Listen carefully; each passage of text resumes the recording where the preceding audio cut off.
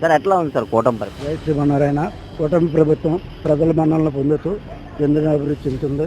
ఈ ప్రభుత్వంలో ప్రజలు అనుగుణంగా ప్రస్తుతం వాళ్ళు ప్రకటించిన ఒక్కొక్క స్కీమ్ ని ఇంప్లిమెంట్ చేసుకుని గవర్నమెంట్ సక్సెస్ఫుల్ గా ఉండేలాగా వాళ్ళ ప్లానింగ్ తో ప్రజలకు అందుబాటులో చేరువలో ఉండి వాళ్ళ మన్ననలు పొందుతున్నారని. సార్, ఇప్పుడు పెట్టుబడిదారులు కూడా చాలా వస్తున్నారు.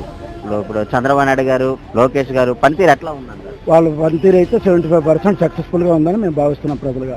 గతంలోనే మీరు చూసారు ఐటీ మినిస్టర్, అప్పుడు ఐటీ మినిస్టర్కి ఈ ఐటీ మినిస్టర్కి తేడా ఏమన్నా? ఇప్పుడు ఇంప్రూవ్మెంట్ అంటూ గమనిస్తున్నాం. గతం ఐటీ సబ్జెక్ట్ అనేది ఎవరికి కూడా అవగాహన అనేది లేదు. ఇప్పుడు ప్రజలకు మోటివేషన్ వల్ల ఈజీగా సక్సెస్ఫుల్ గా తెలుస్తుంది. సార్, ఇప్పుడు లోకేష్ గారు కూడా మన మోడీని కలిసి ప్రతి కంపెనీల కోసం సెట్ చేసి ఎల్జీ కంపెనీ కూడా తీసుకొని వచ్చారు. తర్వాత ఏమో ప్రతి పెట్టుబడిదారులు వస్తున్నారు.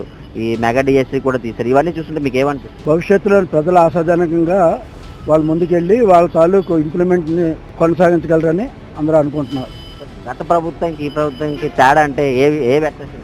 మెయిన్ గత ప్రభుత్వం ఏంటంటే ప్రజలకు పంపిణీ కేవలం డబ్బు పంచే విధంగానే వాళ్ళు ముందుకెళ్లారు. వీళ్ళు అభివృద్ధితో పాటు అన్ని విధాల సక్సెస్ఫుల్ చూసుకుంటూ ముందుకెళ్తున్నారు. టోటల్గా అయితే చంద్రబాబు మీద, లోకేష్ గారి మీద పూర్తి నమ్మకం ఉందంటారు. ఒక 80% వరకు అనుగుణంగా ఉందని మేము భావిస్తున్నాం. టోటల్గా అయితే పరిపాలన బాగుంది. పరిపాలన యోగ్యతగా ఉంది.